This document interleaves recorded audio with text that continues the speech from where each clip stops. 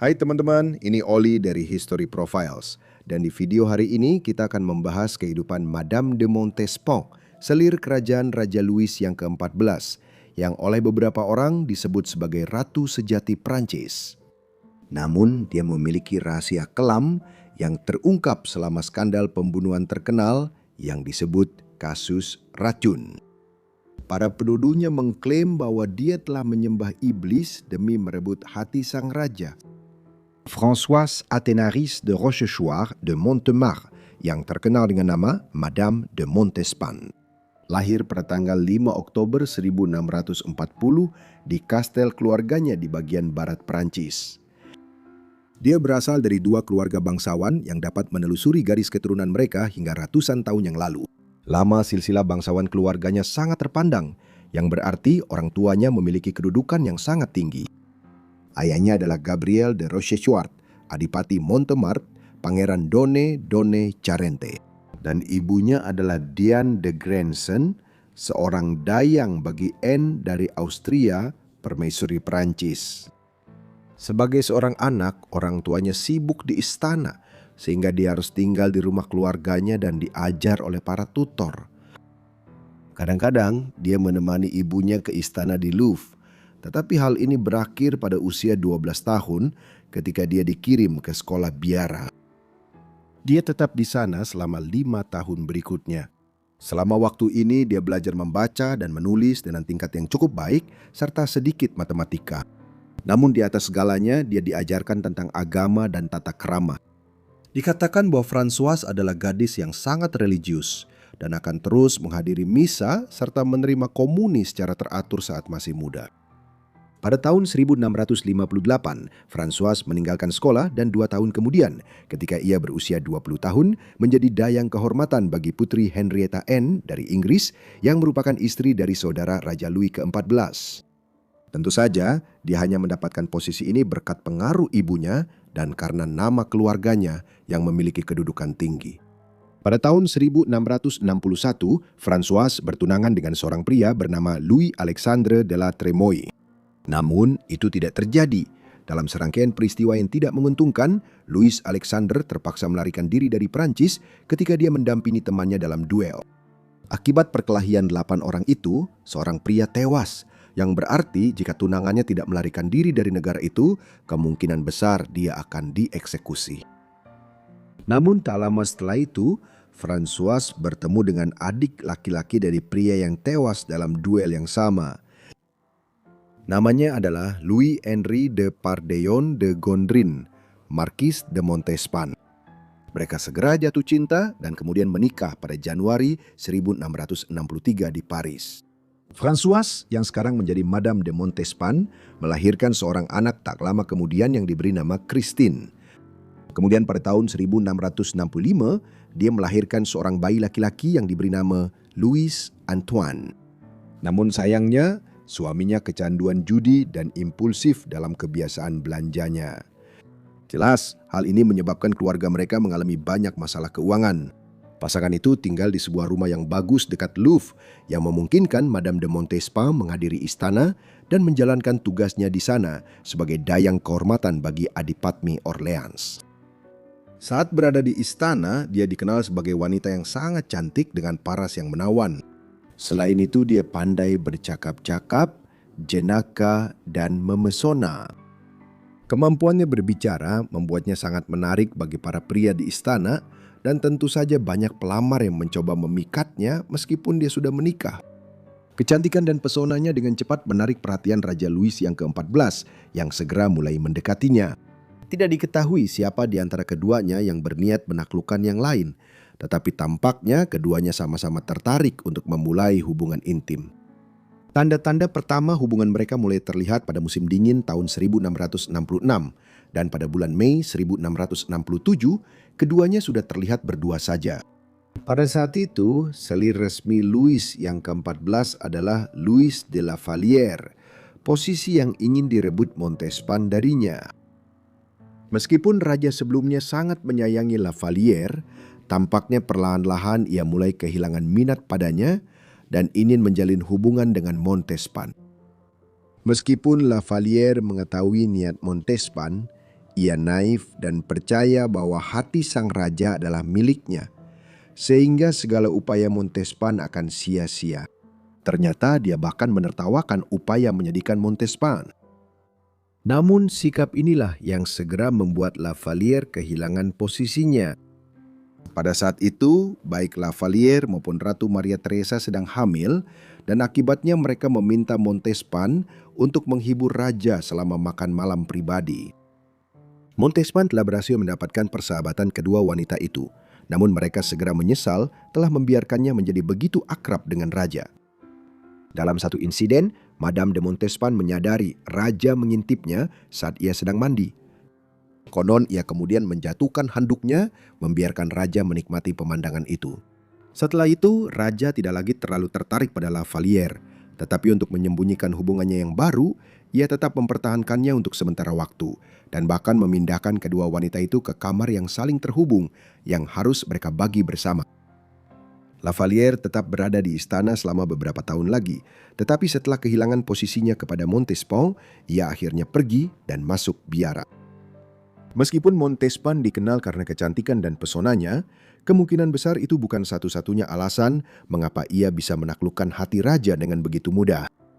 Berbagai kesaksian dan laporan selama skandal racun yang terkenal menyatakan bahwa sekitar tahun 1665, Madame de Montespan mulai mengunjungi seorang perantara spiritual bernama Catherine Montvoisin yang dikenal sebagai La Voisin.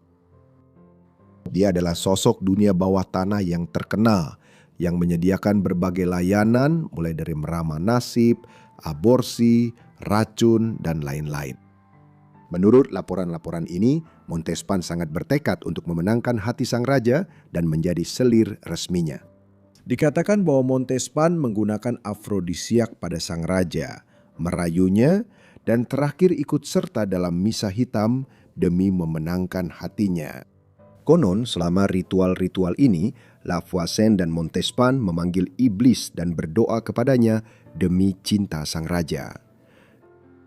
Salah satu catatan tentang bagaimana ritual-ritual ini dilakukan berbunyi sebagai berikut. Sebidang kain beludru hitam panjang dibentangkan di atas altar, dan di atasnya selir kerajaan itu berbaring dalam keadaan telanjang bulat. 6 lilin hitam dinyalakan. Sang pemimpin upacara mengenakan kasula yang disulam dengan karakter-karakter misterius yang terbuat dari perak.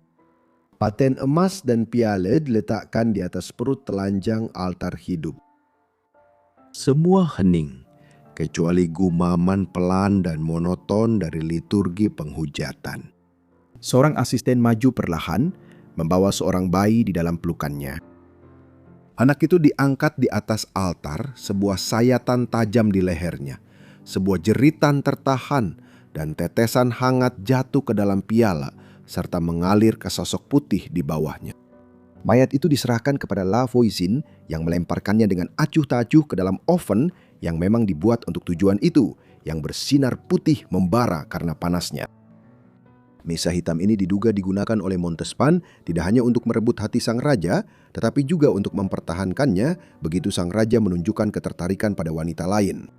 Meskipun ada banyak kesaksian, tidak ada bukti yang meyakinkan yang menghubungkan Montespan dengan La Voisin dan tindakannya. Apapun kebenaran dari tuduhan-tuduhan ini, Madame de Montespan akhirnya menjadi selir baru sang raja pada bulan Juli tahun 1667.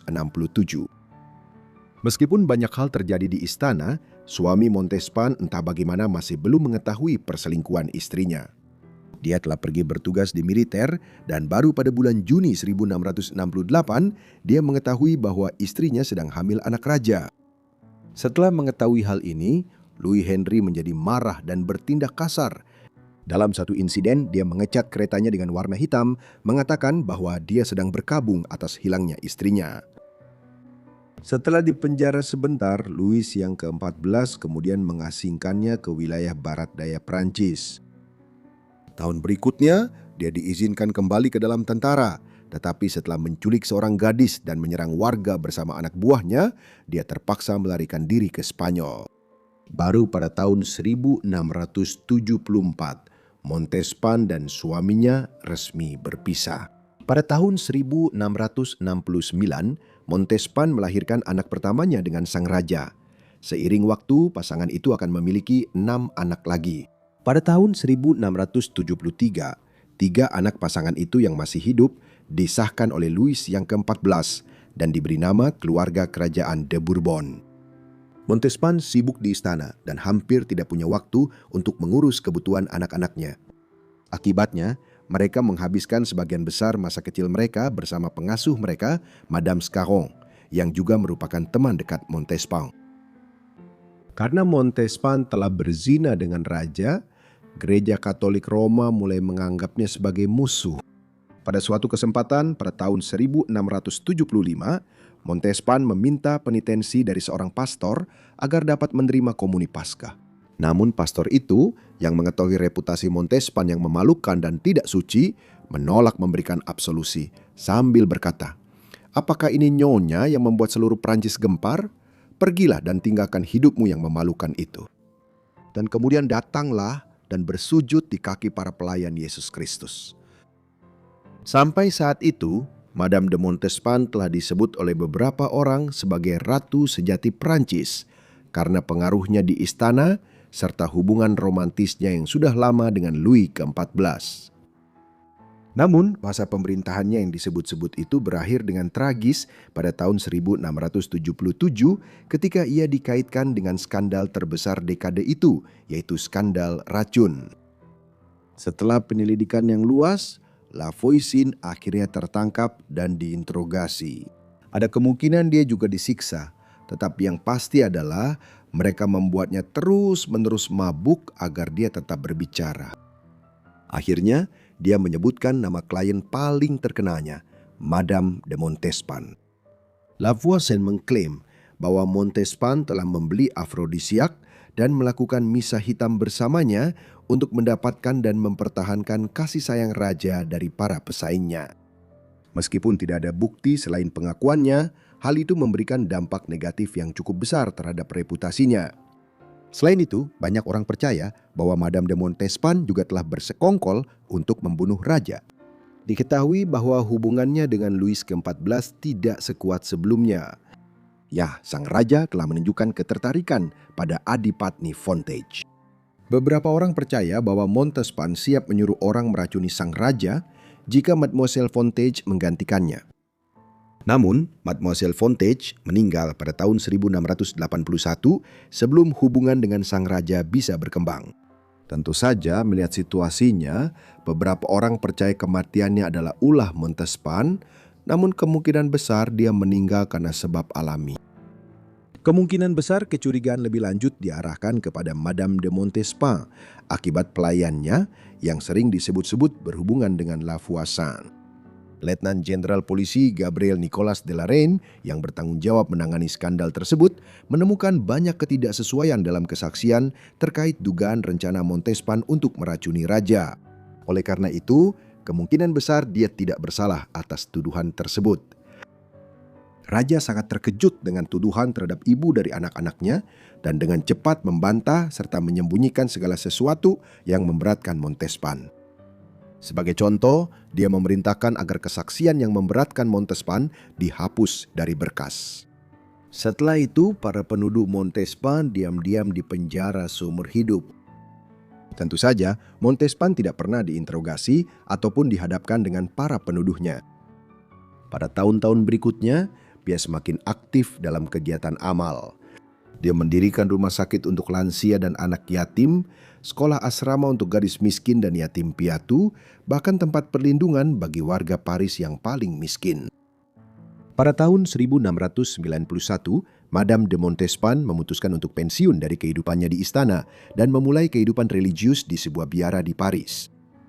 Dia diberi uang pensiun yang besar, sebesar 500 juta franc yang dia gunakan untuk kebaikan orang lain. Dalam masa pensiunnya yang panjang, Madame de Montespan menyumbangkan sejumlah besar uang ke rumah sakit dan badan amal, serta menjadi dermawan yang murah hati bagi dunia seni. Tahun-tahun terakhir kehidupan Madame de Montespan dihabiskan untuk menjalani laku tobat yang sangat berat, dan sebagai tindakan tobat terakhir, dia meminta maaf kepada suaminya dan memintanya untuk kembali bersatu, namun suaminya menolak. Namun anehnya, sebelum dia meninggal, dia menyatakan cintanya kepada Montespan dan menunjuknya sebagai pelaksana wasiatnya. Madame de Montespan meninggal pada tanggal 27 Mei 1707 di usia 66 tahun, kemungkinan karena penyakit jantung. Pada hari-hari sebelum kematiannya, dia sering tidak sadar dan sangat sesak napas. Sebelum meninggal, dia meminta maaf kepada semua orang. Kata terakhirnya adalah ampun. History Profiles telah membawakan narasi ini untuk Anda. Ada tautan ke saluran saya di kotak deskripsi di bawah ini. Dan jangan khawatir, Forgotten Lives akan kembali minggu depan dengan video lainnya. Sampai jumpa.